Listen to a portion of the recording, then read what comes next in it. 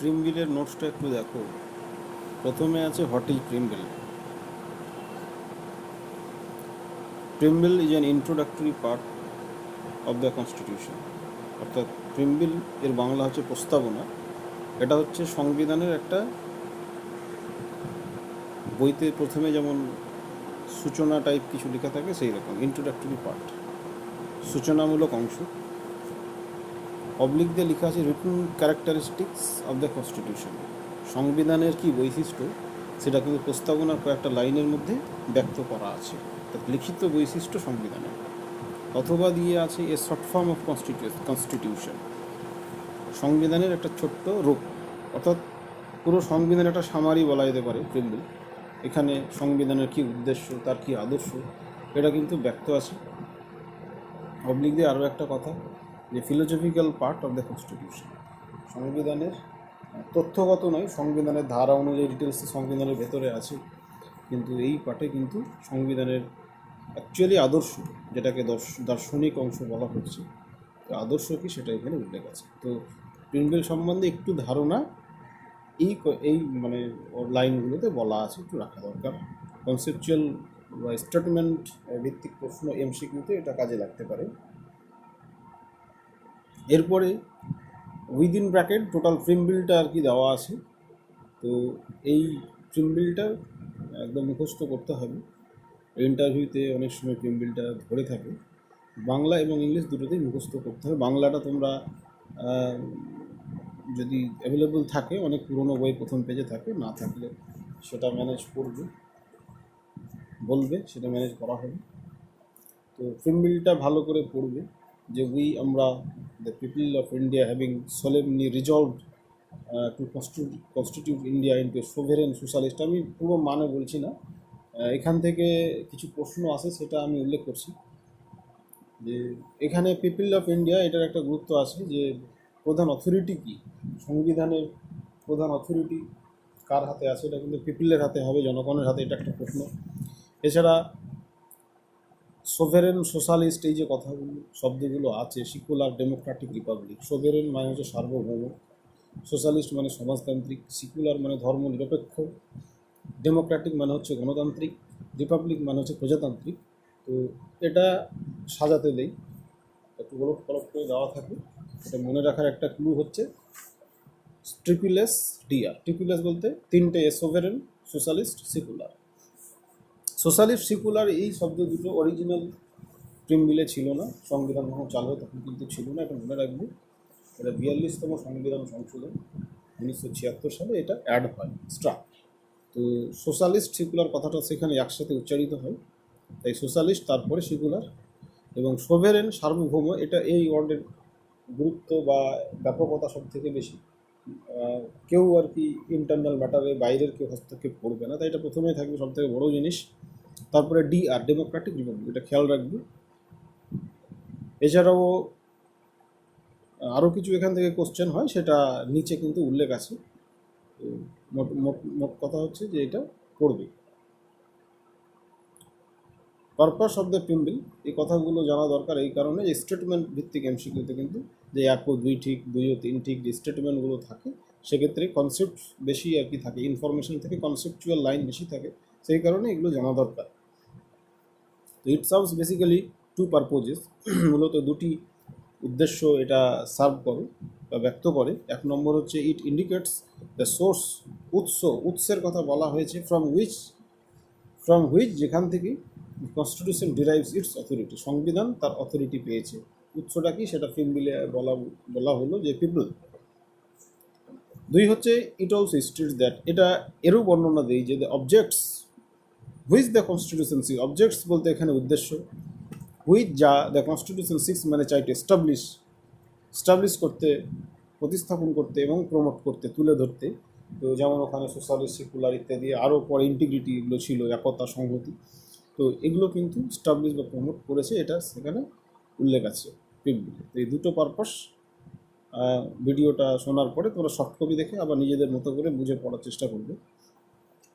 Important points, এটা informative, এখান থেকে এমসিকিউ প্রশ্ন আসে।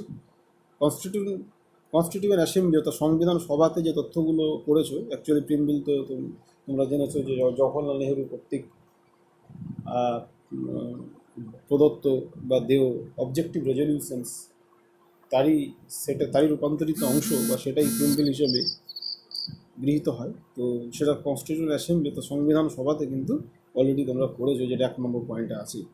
জওহরলাল নেহরুজি এর 1946 13 ডিসেম্বর ডেটগুলো ওখানে উল্লেখ ছিল, মনে রাখতে হবে। First propose to include a preamble, একটা প্রিম্বিল ইনক্লুড করতে হবে, তাই প্রপোজাল দেয় উইথ দ্য কনস্টিটিউশন, সংবিধানে। The objective resolution proposed by Nehru ji যে অবজেক্টিভ রেজলিউশন পেশ করেছিলেন, তো সেটি পরবর্তীতে প্রিম্বিল হয়ে যায়। আর অ্যাডপ্টেড, সেটাও সংবিধান সভা নোটে ছিল 22 জানুয়ারি 1947। তাহলে এটা মব হয়েছিল 13 ডিসেম্বর 1946, এবং অ্যানোনিমাসলি বা সর্বসম্মতিক্রমে আর কি সেটা গৃহীত হয়েছিল 22 জানুয়ারি 1947, unanimous. Idea of preamble derived from USA. প্রস্তাবনার যে ধারণা, এটা কোথা থেকে নেওয়া হয়েছে? ইউএস, অর্থাৎ আমেরিকা থেকে। এটা খুব পপুলার এবং সাধারণ প্রশ্ন। প্রস্তাবনা আ যুক্ত আছে, প্রস্তাবনা আ, সেখান থেকে আমেরিকা, এইভাবে মনে রাখতে পারো। নেক্সট হচ্ছে language of preamble derived from. প্রস্তাবনার যে ভাষাটা যেটা নেওয়া হয়েছে, ভাষাটা প্রস্তাবনা রাখতে হবে, এটা আমেরিকা থেকে কনস্টিটিউশন থেকে ধারণা নেওয়া হয়েছে। প্রস্তাবনাতে যে ল্যাঙ্গুয়েজ ব্যবহার করা হয়েছে, যে স্টাইলে, সেটা কিন্তু ফ্রান্স থেকে নেওয়া হয়েছে। যদিও এমসিকিউতে এটা নিয়ে একটু ডিবেট আছে, মানে অস্ট্রেলিয়া হবে, সেটা এমসিকিউ প্র্যাকটিস করতে গিয়ে তোমরা বুঝতে পারবে থিওরি। 5 নম্বর হচ্ছে ফার্স্ট অ্যান্ড লাস্ট অ্যামেন্ডমেন্ট। প্রিম্বিল 5 নম্বর বলার আগে 7 আর 8টা দেখলে সুবিধা হয়। যে 7 নম্বরে বলেছে বেরুবারি কেস, একটা মামলা হয়েছিল বেরুবারি, একটা জায়গার নাম। তো সেখানে বলেছিল 1960 সালের মামলা, supreme court declare that preamble is not a part of the constitution. প্রস্তাবনা কিন্তু সংবিধানের অংশ নয়। এখন সংবিধান সংশোধনের যে প্রভিশন 368 ধারা, তো সংবিধানের অংশ হলে সংশোধন করা যায়, সংবিধানের অংশ না হলে কিন্তু সংশোধন করার প্রশ্ন আসে না। তো যেহেতু 1960 সালে রায় দিয়েছিল যে এটা সংবিধানের অংশ নয়, সেহেতু প্রিম্বিল কিন্তু সংশোধন হয়নি। আবার 8 নম্বরে আছে যে কেশবানন্দ ভারতী মামলায় 1973 সাল সুপ্রিম কোর্ট ডিক্লেয়ার করে যে preamble is an integral part of the constitution. প্রস্তাবনা হচ্ছে integral part of the constitution, সংবিধানের একটা অবিচ্ছেদ্য অংশ। অর্থাৎ সংবিধানের যেহেতু অংশ, তাই অ্যাকর্ডিং টু 368, যেটা সংবিধান সংশোধনের জন্য নির্দিষ্ট ধারা বা টেকি, সে অনুযায়ী কিন্তু সংশোধন করা যায়। তো এখান থেকে প্রশ্ন দিতে পারে যে প্রস্তাবনা সংশোধন করা যায়। তো সঠিক অ্যান্সার, যেহেতু সংবিধানেরই অংশ, সেহেতু সেটা সংশোধন করা যাবে। 73 সালের পরে 76 সালেই কিন্তু 5 নম্বরে আসছি এবার, প্রথম অ্যামেন্ডমেন্ট হয়, এবং তারপরের অ্যামেন্ডমেন্ট যেহেতু হয়নি, সে কারণে এটাকে বলা হচ্ছে ফার্স্ট অ্যান্ড লাস্ট অ্যামেন্ডমেন্ট। 1976, 42তম এটা সংবিধান সংশোধন। তো 42তম সংবিধান সংশোধনে এত কিছু সংশোধন হয়েছিল যে এটাকে একটা মিনি কনস্টিটিউশন বলা হয়। প্রিম্বিলের মধ্যে যেটা অ্যামেন্ডমেন্ট হয়েছিল, 3টে ওয়ার্ড, সোশ্যালিস্ট, সেকুলার, যেটা আগে বলা হলো, এবং ইন্টিগ্রিটি, এই 3টি শব্দ কিন্তু অ্যাড হয়েছিল। 6 নম্বরটাও ভালো, it is not justiciable in court of law, অর্থাৎ নন জাস্টিসেবল ইন নেচার, এটা বিচারযোগ্য নয়। যেমন মৌলিক অধিকার যদি কারো ভঙ্গ হয়, তাহলে সে কোর্টে কিন্তু বিচার চাইতে পারে। কিন্তু প্রিম্বিলে যে আদর্শগুলির কথা বা অবজেক্টিভসগুলির কথা বলা হয়েছে, সেটা যদি রক্ষা করতে সরকার বা অথরিটি ব্যর্থ হয়, সেক্ষেত্রে কিন্তু কোর্টে কেস করা যাবে না, এটা নন জাস্টিসেবল ইন নেচার। 9 নম্বরে আছে the idea of liberty, fraternity and equality, যেটা প্রিম্বিলে উল্লেখ আছে যে স্বাধীনতা, সৌভ্রাতৃত্ববোধ এবং সমতা, এই ধারণাটা কোথা থেকে নেওয়া হয়েছে? ফ্রেঞ্চ রেভলিউশন, ফরাসি বিপ্লব থেকে। 10 নম্বর আইডিয়া অফ জাস্টিস, এটাও প্রিম্বিলে উল্লেখ আছে, এই বিচারের ধারণাটা নেওয়া হয়েছে রাশিয়া থেকে। এই মোটামুটি তথ্য। এছাড়া এখানে এই ছকে কয়েকজনের উক্তি আছে, তো এটাও পরীক্ষাতে দেই, উক্তিগুলো মনে রাখতে হবে যে কে বলেছিল। যেমন preamble is a basically social document, সামাজিক দলিল, এটা বলেছিল র্যান্ডফিল Austin. Preamble is a political horoscope, just লাইনটা এবং কে বলেছিল মনে রাখবে, K Munshi. Preamble is a paradise of lawyer, আইনজ্ঞদের স্বর্গরাজ্য, MV Pylee. Preamble is a key to the constitution, Ernest Barker. Just line এবং কে বলেছিল মনে রাখলেই হবে।